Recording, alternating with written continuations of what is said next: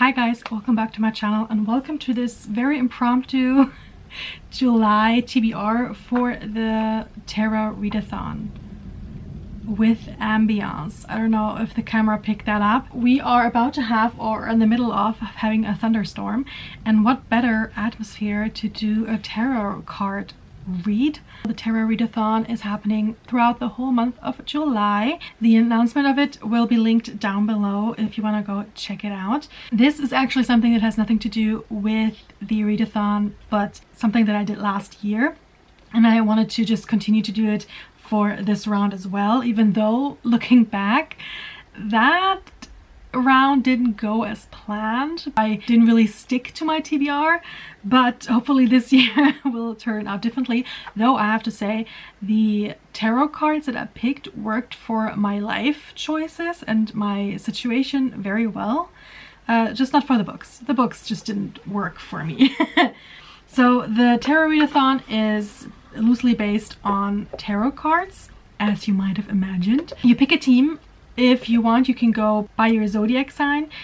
That's how I will do it. I am on Team Cups because I am Pisces, and I feel like it also works very well for me, and I really like the abilities that we have. And for every book that you read, you can earn points for your team, or you pick different cards that correlate to prompts and read books for that, or you can also try to make your team win a trophy for not participation, but for like mental health. There are a lot of like mental health prompts that you can do. So even if you don't read a lot, or you don't think that the prompts fit your reading routine, it's fine. You can still join and just participate in those extra credit things. So I will draw as I go during the month. So I will pick a card and then I will read a book, and then once I finish it, I will go ahead and pick another tarot card.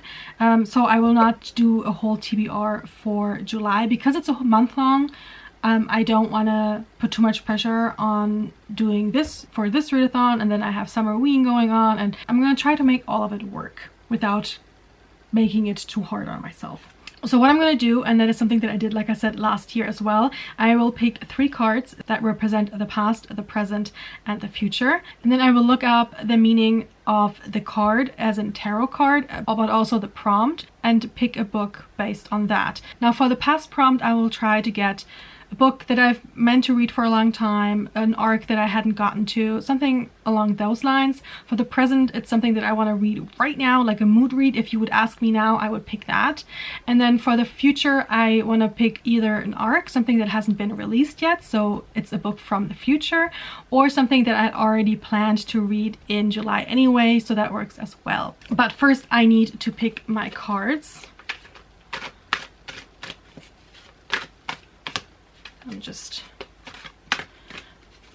And I will just go through them and pick by vibe which one speaks to me for these 3 things. So I will not cheat. Let's just go like this.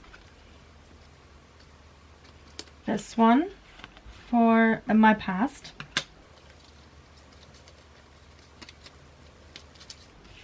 Present.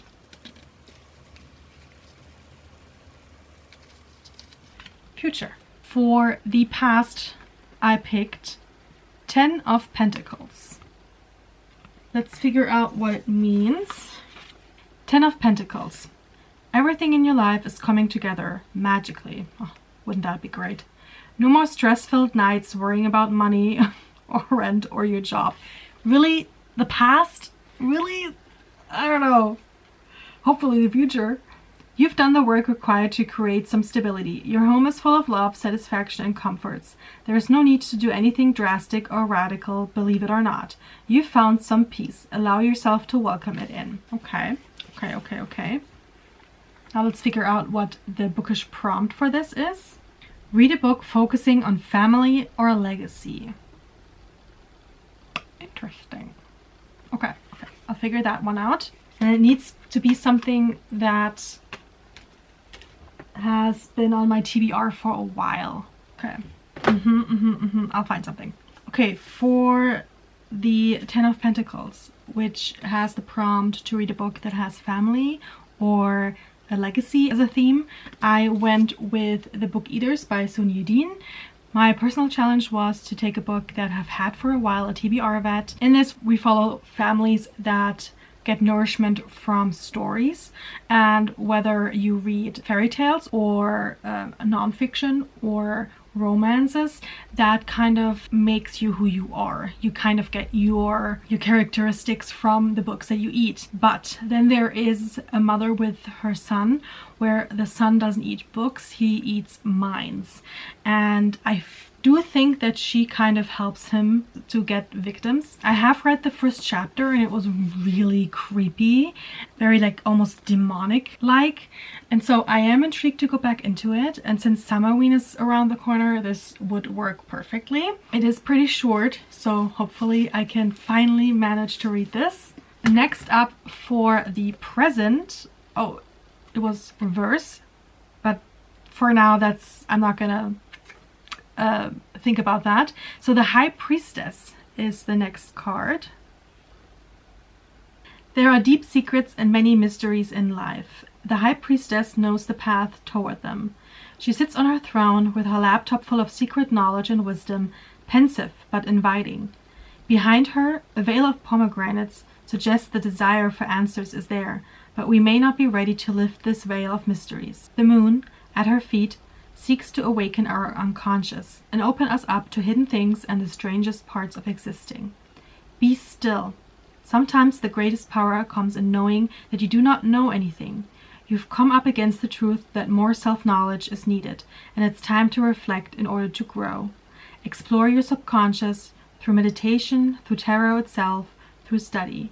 It's not time to make big decisions right now. Okay. Okay. And the bookish prompt is to read a book with a mystery element. That will work perfectly for Samhain, I think. I have some ideas for that. Okay, for the High Priestess, which had the prompt to read a book that has a mystery in it, and a book that I want to read right now in the present as a mood read if I could right now, I picked Death on the Caldera by Emily Paxman. This is described as Murder on the Orient Express, but with witches. Yes, please. And so this is highly anticipated by me, and so I can't wait again for Samhain because this fits one of the prompts. I don't even know too much more of the plot itself, but just that it takes place on a train is enough for me to want to read it. Case in point, I thought I was done with Riley Sager, but every time I see the newest release of his, With a Vengeance I think it's called, I kind of want to read it just because it is set on a train. Let me know down in the comments if you think I should pick it up. I think I read one or two of his books before and they were only okay, so can't wait for this one. So going from the past that said I have figured some stuff out to you don't need to do anything big right now, gives me hope that this will be a bit more relaxed in July. So the future says Wheel of Fortune, which sounds good. I'm not mad about. And the meaning is, life never stops moving forward. This golden wheel of fortune is all of life, with its many cycles of ups and downs.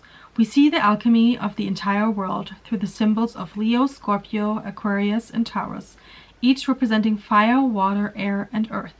There is mystery in the unknowable in the letters on the wheel, as we don't always know why things happen the way they do. But the cycle is what it is, whether we're at the radiant top or the abysmal bottom. Okay, lots to show right now. Oh god. Shit happens. It can feel like it doesn't make sense. It's unfair. Or perhaps you're at the top and you just can't believe your good luck. And sometimes that's all it is. Pure dumb luck. It's your task to understand that when goodness comes, badness will inevitably follow, and vice versa. Just ride it out. Nothing lasts forever, the good or the bad, so appreciate everything. Okay, that for the future is kind of worrying, but it also kind of works for the other two cards that I had. Okay, what's the bookish prompt? Read a book that represents your favorite season. That actually works as well, because my favorite season it used to be winter because of Christmas and stuff, but I actually love autumn now. And in July we have Summerween. So let me figure out what to do. Okay, I decided to go for the Wheel of Fortune, which has the prompt to read a book that describes your favorite season.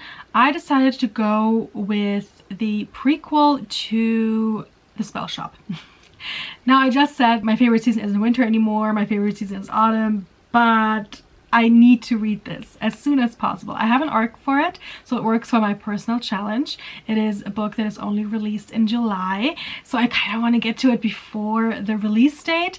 And I feel like because of the whole witchiness, the whole coziness of it, that is something that I would typically read more of during the fall season. So it works for this. I'm gonna make it work. I have different books that would work again for autumn and for Summerween and everything, but I feel like that is the book that I'm kind of most giddy about. So I can't wait to read it. So I feel like those are the perfect picks for the past, the present, and the future.